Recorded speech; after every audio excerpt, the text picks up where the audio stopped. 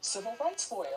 Many people may remember Topeka, Kansas is a Brown v. Board of Ed. It is the home jurisdiction of one of the most famous civil rights cases in the history of this country.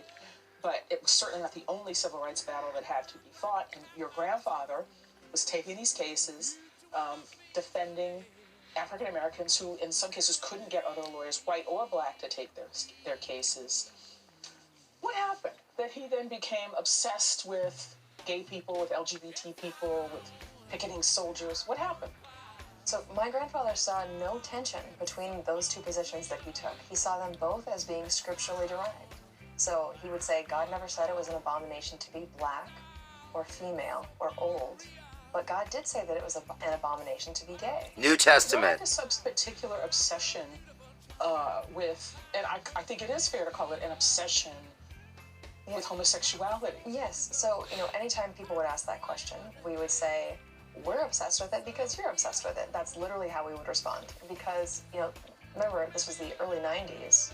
This was when the battle for rights for same-sex, people, the people in the LGBT community, that this battle was kind of coming to the fore, right? At that point, we were very heavily focused on the Jewish community. And so, I, with my cousin, she sends me this list of the 100 most influential Jews on Twitter. And number 2 on that list was a man named David Abitbol, who ran a blog called Jewlicious. And, so he was one of the first people that I targeted. And by targeted, you mean? I mean, I was just sending, it wasn't a threat or anything. It was, tweets, well, I shouldn't say. It was a, threatening hell, but, just basically saying Jews need to really repent of their sins, And, he mistook the tone of my tweet and said, thanks, Megan, that's handy, what with Yom Kippur coming up. And so then I made sure, I was new to Twitter, right? So my next post, I made sure I wouldn't be misunderstood. I said, Jewish customs are dead rote rituals that will take them all to hell. And, his response was really swift, cutting, and angry, is how I would describe it.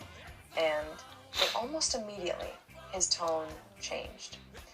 He realized that I was sincere, that I really believed that what I was doing was the right thing. And so he started making these arguments. He started asking questions, trying to understand where I was coming from. And this was happening, it was happening with David, it was also happening with quite a few other people.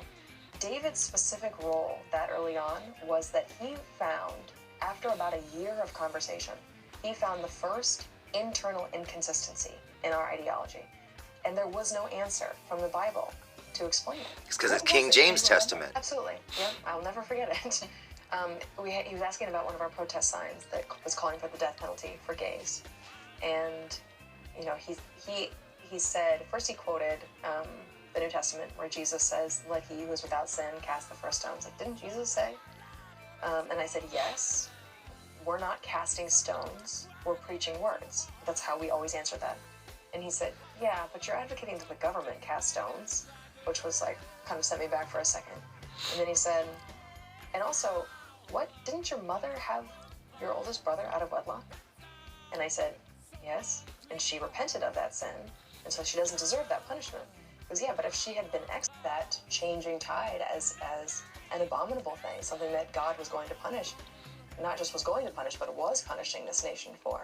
And so, because it was this constant, Ellen came out, and there's all these cultural moments, and he thought we, as Bible preachers, needed to go and be out there representing God's side of the matter. The New Testament King James side of it. Though, the lying side of it. Disgusting things that you would yell at people. Why is it that these tactics you saw or your church saw as biblically appropriate and not the other messages that say, speak to people with love being your driving virtue, the greatest of these is love, and so forth? Tell me about that. So, it goes back to Westboro's understanding of what it means to love, right? So, love thy neighbor, the first time that appears in the Bible is Leviticus 19, verses 17 and 18. And it says, thou shalt not hate thy neighbor in thine heart, but thou shalt thou shalt not hate thy brother in thine heart, but thou shalt in any wise rebuke him, and not suffer his sin upon him.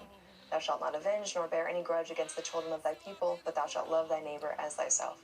So for us, that was a very clear indication that, so it says you shouldn't hate your neighbor, but you should rebuke him when you see him sinning. That's New Testament bullshit. The idea is, and the comparison the church would always make is, if you see somebody like wandering out into traffic, you have a duty to say, hey, stop that, you're going to get hurt. And it was a similar idea. Like, if somebody is committing sinful acts, then God is going to curse them in this life and then send them to hell in the next. One of your signs was God hates your feelings. Yeah. What about within the family? Was that the environment in the house? Don't have feelings? God hates your feelings applies specifically to any thought or feeling you have that goes against how Westboro understands the Bible. And so, yes, absolutely, any indication that you did not like what was being required of you was going to be met with severe punishment. And you mean physical punishment? I do mean physical punishment. Yeah, and you mentioned earlier, like, how is it that this has taken such hold of their minds? How does that become so deeply ingrained into you? And part of it is because as a child, it is physically beaten into you. And that is not something that, it's something that my family has long denied. It was far worse for my mom's generation than it was even for me. And even for my siblings and me, I would use the word abuse, although it's still hard to use that word, to acknowledge it. But that's, eventually fear of God replaces fear of pain. Fear of hell replaces fear of that physical pain. When did it start?